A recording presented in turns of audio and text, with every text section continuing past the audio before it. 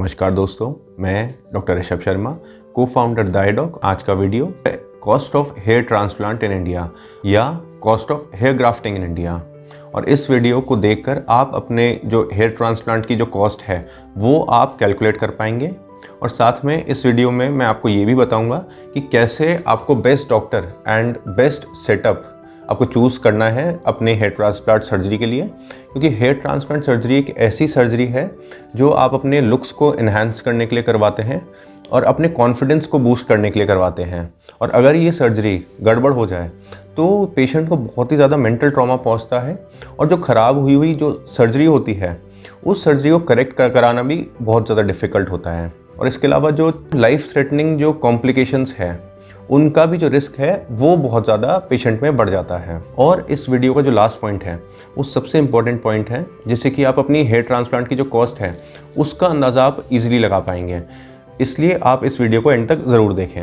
और बाकी hair transplant surgery से रिलेटेड, बाकी इसके डॉक्टर्स और प्रोसीजर से रिलेटेड कोई भी आपको क्वेरी है तो आप नीचे कमेंट में पोस्ट कर सकते हैं। बाकी आप मेल भी कर सकते हैं हमारी ईमेल पर, जो है info@daidok.com पर। और दाईडॉक की जो टीम है आपकी हर क्वेरी, हर क्वेश्चन का आंसर करने की कोशिश करेगी। बाकी best and cost effective hair transplant procedure के लिए आप हमारी वेबसाइट www.daidok.com पर ज़रूर विजिट करें। तो हेयर ग्राफ्टिंग की सर्जरी की कॉस्ट पता करते टाइम आपको सबसे पहले ये पता करना है कि पर ग्राफ्ट की कॉस्ट कितनी पड़ेगी आपको। कभी भी आप जो लमसम कोट कर दिए जाते हैं जैसे पेशेंट को, जैसे कि 40,000 या 50,000 के अंदर पूरी हेयर ग्राफ्टिंग सर्जरी कर दी जाएगी, तो इन कोट्स के झांसे में आपको कभी नहीं आना है। आपको हमेशा ग्राफ्ट के हिसाब से कॉस्ट पता करनी है, क्योंकि हर पेशेंट की जो बोल्डनेस का एरिया है उसमें एक पर्टिकुलर नंबर ऑफ ग्राफ्ट्स की ज़रूरत पड़ती है। तो लमसम कोट्स में आपको कन्फ्यूजन ही होगा और गड़बड़ होगी आपके साथ। तो पर ग्राफ्ट की कॉस्ट पूछनी है। इसके अलावा आपको ये पूछना है कि जो पैकेज आपको ऑफ़र कर रहा है डॉक्टर, उसमें पोस्ट ऑपरेटिव जो मेडिसिन हैं जैसे कि मिनॉक्सिडिल नाम की मेडिसिन है, ये पैकेज में इंक्लूडेड है क्या, क्योंकि ये भी कॉस्ट डिसाइड करेगी आपके पैकेज की। या कोई पोस्ट ऑपरेटिव प्रोसीजर की ज़रूरत पड़ती है जैसे कि PRP थेरेपी की ज़रूरत पड़ती है, तो वो आपके पैकेज में इंक्लूडेड है क्या, ये आपको अपने डॉक्टर से पूछना है। इसके अलावा आपको ग्राफ्ट एंड फॉलिकल के बीच में डिफरेंस आना चाहिए, पता होना चाहिए, क्योंकि एक ग्राफ्ट में 2 से 3 फॉलिकल होते हैं और कई बार पेशेंट को फॉलिकल के हिसाब से रेट कोट कर दी जाती है। जैसे कि 10 रुपये में एक फॉलिकल लगाया जाएगा, मतलब ₹10 पर फॉलिकल की कॉस्ट आएगी पेशेंट के। पर जो अगर हम 1000 फॉलिकल्स के हिसाब से बात करें तो 1000 फॉलिकल्स में सिर्फ 400 ग्राफ्ट ही होते हैं। तो आपको हमेशा जो कॉस्ट है आपको ग्राफ्ट की कॉस्ट पता करनी चाहिए, फॉलिकल्स के हिसाब से ना जाए। कॉस्ट पर ग्राफ्ट के बारे में आप ज़रूर पूछें डॉक्टर से। तो जो सेकेंड मोस्ट इम्पॉर्टेंट चीज़ है जो cost of hair transplant hair grafting को डिसाइड करती है वो है experience and skill set of your hair transplant surgeon. क्योंकि जो बेस्ट डॉक्टर्स होते हैं वो कई बुक्स पढ़ते हैं, कई इंटरनेशनल एंड नेशनल कॉन्फ्रेंसेस में जाते हैं, वर्कशॉप्स अटेंड करते हैं, कई सर्टिफिकेट एंड फेलोशिप्स करते हैं अपनी स्किल्स को एनहांस करने के लिए। और इन सब चीज़ों पर भी डॉक्टर्स का बहुत खर्चा होता है, पर जो इनके रिजल्ट्स होते हैं वेल ट्रेन डॉक्टर्स के वो बेस्ट होते हैं। तो अच्छे डॉक्टर से सर्जरी कराने के आपकी कॉस्ट ज़रूर थोड़ी बढ़ जाएगी, पर जो हेयर ट्रांसप्लांट सर्जरी है आपको हमेशा एक वेल ट्रेन डॉक्टर से ही करानी चाहिए, क्योंकि जो अच्छे डॉक्टर होते हैं वो आपकी एज, फेस कट के हिसाब से आपको एक कंप्लीट नेचुरल लुक देते हैं। और इसके अलावा जो हेयर ट्रांसप्लांट सर्जरी है वो एक बड़ी डिफ़िकल्ट सर्जरी है और एक आर्टिस्टिक प्रोसीजर है, क्योंकि इसमें आपको डॉक्टर को जो हेयर लाइन है, फ्रंट की हेयर लाइन है, इसकी डिज़ाइनिंग करनी पड़ती है। क्राउन के अंदर एक अलग तरीके से बालों को लगाना पड़ता है, क्योंकि क्राउन में वर्ल्ड पैटर्न होता है बालों का। इसके अलावा टेम्पोरल एरिया में अलग तरीके से बालों को ग्राफ्ट करा जाता है। और इन सब जो जगह हैं इनमें एक पर्टिकुलर एंगल, पर्टिकुलर डायरेक्शन में ही बालों को ग्राफ्ट करा जाता है, और वो चीज़ एक वेल ट्रेन्ड एक्सपर्ट डॉक्टर ही कर पाएगा। इसके अलावा जैसे हर सर्जरी में कुछ रिस्क इन्वॉल्व होता है, वैसे ही कुछ रिस्क हेयर ट्रांसप्लांट सर्जरी में भी इन्वॉल्व होता है। और जो ये इमरजेंसीज है ये skilled doctor, well trained doctor ही अच्छे से हैंडल कर सकता है।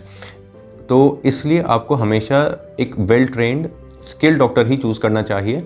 और ये फैक्टर भी जो कॉस्ट है हेयर ट्रांसप्लांट सर्जरी की उसको इफ़ेक्ट करता है। थर्ड इम्पॉर्टेंट पॉइंट जो कॉस्ट ऑफ हेयर ट्रांसप्लांट को डिसाइड करता है वो है सेटअप। और आपको ये ध्यान रखना है कि जो जिस भी सेटअप में या जिस भी सेंटर में आप अपनी हेयर ग्राफ्टिंग करा रहे हैं, अपना हेयर ट्रांसप्लांट करा रहे हैं, वो उसका लाइसेंस होना चाहिए उस सेंटर के पास। और इसके अलावा उसमें ऑपरेशन थिएटर होना चाहिए, ओटी होना चाहिए, क्योंकि हेयर ग्राफ्टिंग एक ऐसी सर्जरी है जिसमें ऑपरेशन थिएटर की रिक्वायरमेंट होती है, क्योंकि ओटी में अच्छी लाइट्स होती है, अच्छे मैग्नीफाइंग इंस्ट्रूमेंट्स होते हैं। इसके अलावा इमरजेंसी हैंडल करने के इक्विपमेंट्स भी होते हैं, जिससे कि जो पेशेंट के हेयर ग्राफ्टिंग के, हेयर ट्रांसप्लांट के जो रिजल्ट्स हैं वो बेस्ट मिलेंगे पेशेंट को। साथ में अगर कोई इमरजेंसी हो गई है पेशेंट के साथ तो वो भी अच्छे से हैंडल हो सकती है। साथ में ऑपरेशन थिएटर में एसेप्टिक प्रिकॉशंस जो हैं वो अच्छे से हैंडल हो जाते हैं। पर जो ये ऑपरेशन थिएटर है इसको सेटअप करना बहुत कॉस्टली होता है, साथ में इसकी मेंटेनेंस भी बहुत कॉस्टली होती है डॉक्टर्स के लिए। तो इसलिए भी अच्छे सेटअप के अंदर हेयर ग्राफ्टिंग का जो कॉस्ट है वो पेशेंट के लिए थोड़ा बढ़ जाता है।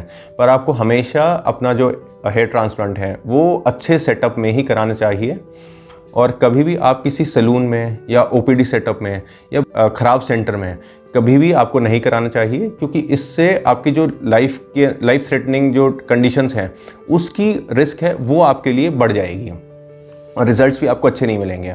इसलिए इस बात का भी आपको ध्यान रखना है। फोर्थ इंपॉर्टेंट पॉइंट जो cost of hair transplant decide करता है वो है क्वालिटी ऑफ इंस्ट्रूमेंट्स।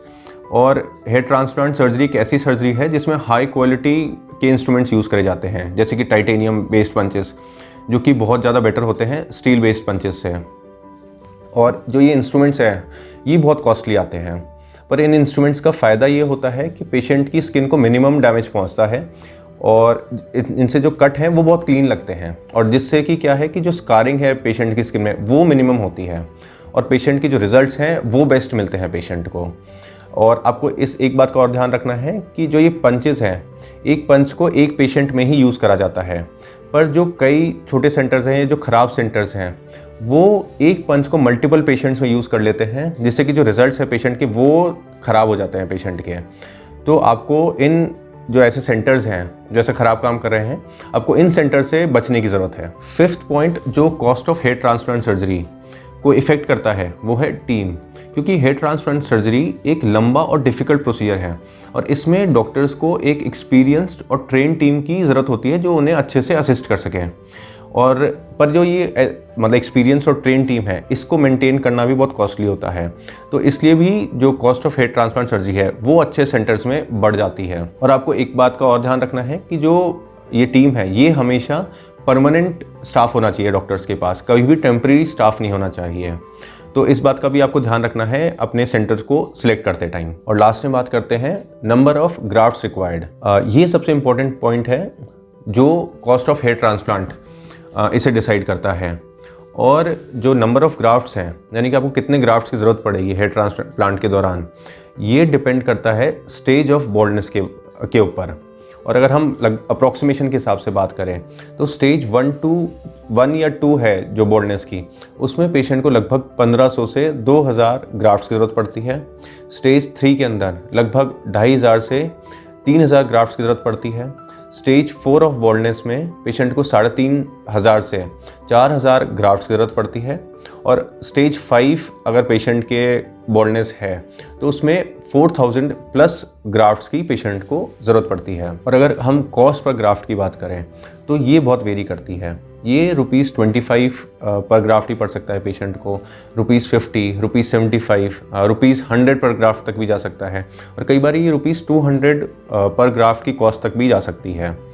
और जो ये कॉस्ट है ग्राफ्ट की, ये जो भी मैंने आपको डिस्कस करे हैं, जो फैक्टर्स अभी मैंने वीडियो में पहले डिस्कस करे हैं, उन सब चीज़ों पे जो पर ग्राफ्ट की कॉस्ट है ये डिपेंड करती है। फिर भी इंडिया में जो एवरेज कॉस्ट है पर ग्राफ्ट की वो ₹35 से ₹70 पर ग्राफ्ट की कॉस्ट, ये लगभग एवरेज रहती है और इसमें पेशेंट को अच्छे रिजल्ट्स मिल जाते हैं। तो इस तरीके से आप अपनी हेयर ट्रांसप्लांट की जो कॉस्ट है वो आप कैलकुलेट कर सकते हैं। और इसी के साथ मैं इस वीडियो को एंड करता हूँ। बाकी हेल्थ एंड मेडिकल से related authentic, useful and reliable information के लिए आप हमारा channel the art of health ज़रूर सब्सक्राइब करिए। बाकी हेल्दी रहिए, खुश रहिए। Thank you, take care.